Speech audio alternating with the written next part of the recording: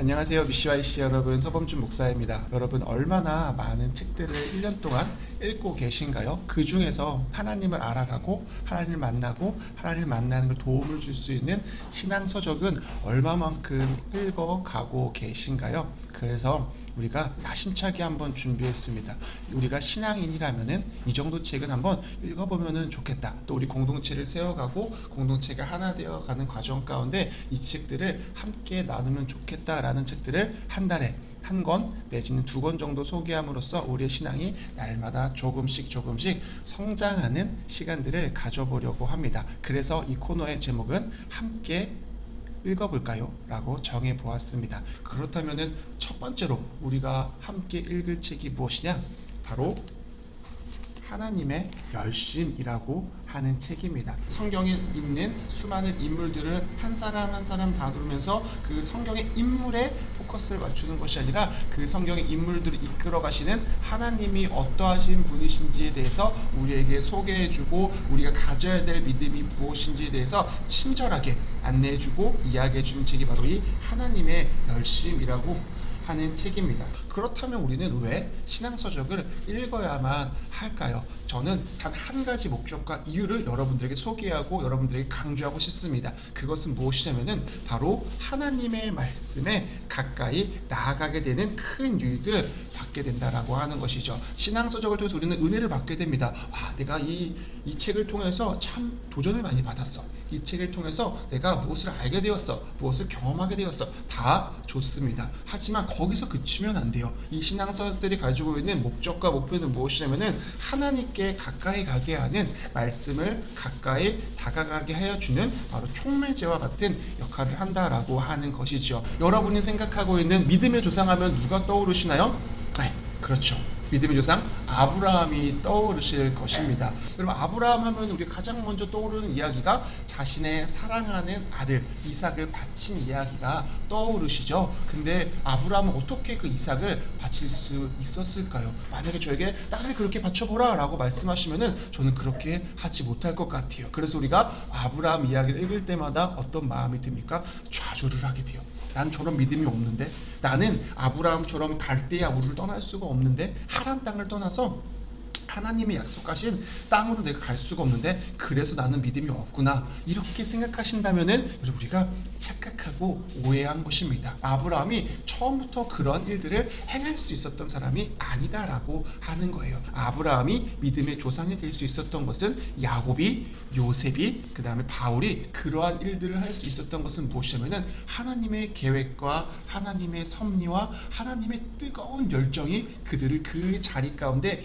이끌어 갔다라고 하는 것입니다. 여러분, 믿음이라고 하는 것은 무엇이냐? 하나님께서 우리에게 주신 선물이지 내가 한번 해봐야지, 내가 한번 하면은 할 수 있을 거야 라고 하는 이야기가 아니다라고 하는 거죠. 하나님께서 성경의 인물들을 하나님의 열심, 하나님의 열정, 하나님의 계획에 따라서 우리를 초대하고 초청하십니다. 그런데 그 하나님께서는요, 그 성경의 인물들 뿐만 아니라 우리 인생도 하나님께서 초청하고 초대하고 계시다라고 하는 거예요. 제가 말씀 한 구절만 이거는 여러분들에게 찾아서 한번 읽어드릴게요.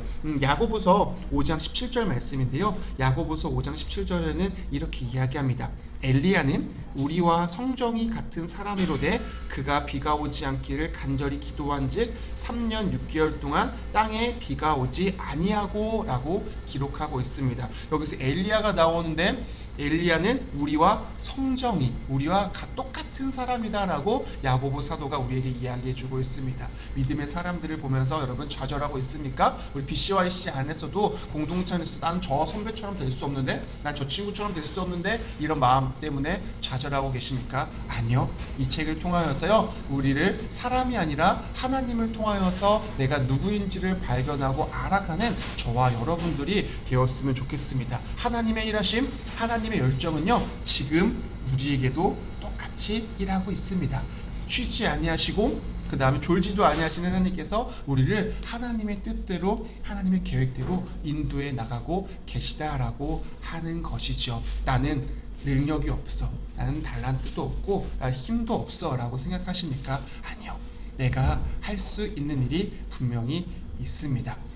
함께 나누고 싶었던 말씀은 디모데후서 2장 20절에서 21절 말씀이에요. 디모데후서 2장 20절에서 21절에는 큰 집에는 금그릇과 은그릇뿐 아니라 나무그릇과 질그릇도 있어 귀하게 쓰는 것도 있고 천하게 쓰는 것도 있나니 그러므로 누구든지 이런 것에서 자기를 깨끗하게 하면 귀히 쓰는 그릇이 되어 거룩하고 주인의 쓰심에 합당하며 모든 선한 일에 준비함이 되리라. 아멘.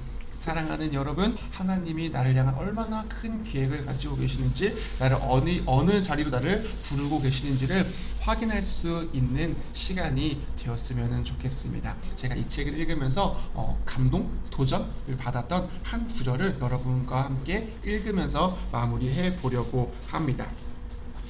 아브라함은 일단 하나님으로부터 이삭을 바치라는 요구를 받았을 때 불평하지 않았고 지체하지도 않았다는 것이 문제가 아닙니다.